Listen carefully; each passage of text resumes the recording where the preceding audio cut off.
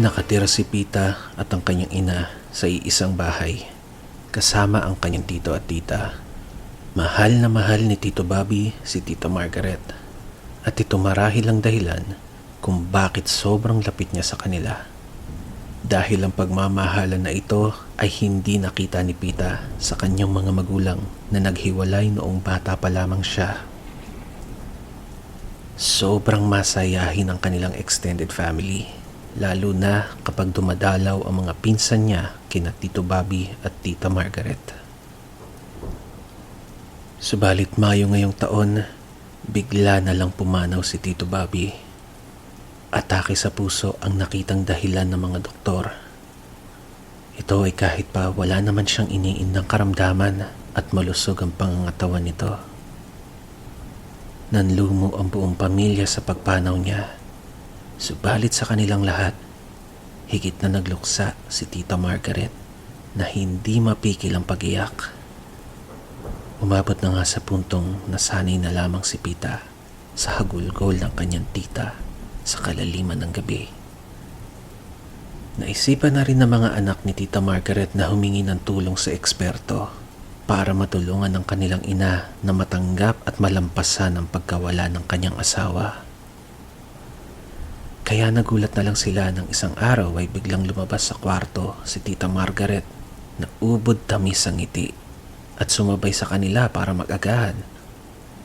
Ikinatuwa naman ng nanay ni Pita ang pagbabago ng kanyang kapatid, pero hindi niya maiwasang itanong kung anong nangyari. Binisita ako ni Bobby kagabi. Natulog siya sa tabi ko. Ito ang naging tugon ni Tita Margaret. Sa kabila ng kanyang kakaibang sagot, inisip na lamang ni Pita na marahil ay nagparamdam ang kanyang tito sa panaginip ng kanyang asawa. Pero sa pagdaan ng mga araw, nagpatuloy ang mga kwento ni Tita Margaret. Kwento ng kung paano umaakyat si Tito Bobby papasok sa kanyang kwarto mula sa bintana sa kalaliman ng gabi. O kaya ay kung paano niya itong makikita na nakatayo sa sulok ng kwarto habang nakatitig ito sa kanya bago ito tumabi sa pagtulog. Na nung minsan ay may maitim na likidong nanggaling mula sa kisame na dahan-dahang umagos sa sahig bago nag-anyong si Tito Bobby. Kahit nakakaramdam ng kilabot, ay pinapaalala ni Pita sa kanyang sarili na ang lahat ng ito ay panaginip lang ng kanyang tita na nakatutulong dito para hindi tuluyang lumubog sa kumunoy ng depresyon na unti-unting humihila sa kanya. Isang gabi, napadaan si Pita sa kwarto ng kanyang Tita Margaret at narinig niya ang hagikik nito mula sa awang ng pintuan. May narinig din siyang ibang boses, pero hindi ito pamilyar kay Pita. Dahan-dahan niyang binuksan ang pintuan, papasok sa kwarto, at doon ay naaninag niya ang isang nilalang na nakaupo sa kama na tila ba nakikipag-usap ito sa kanyang tita.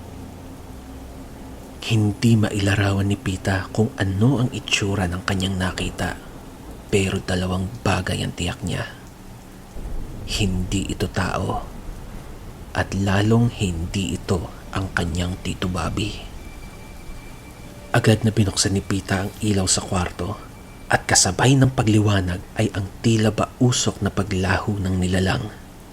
Naiwan nito ang sangsang ng pinaghalong basang lupa at mga nabubulok na dahon na palatandaang mayroon ngang kasama si Tita Margaret.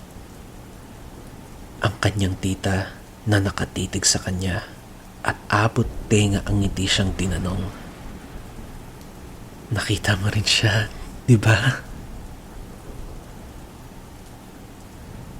Hindi pa rin mailarawan o maipaliwanag ni Pita kung ano ang kanyang nadatnang kasama ni Tita Margaret noong gabing yun. Nang ibahagi niya ito sa kanyang ina, sinabi nitong baka naapektuhan lamang siya ng mga kwento ng kanyang tita Kaya kung ano-ano na rin ang nakikita niya.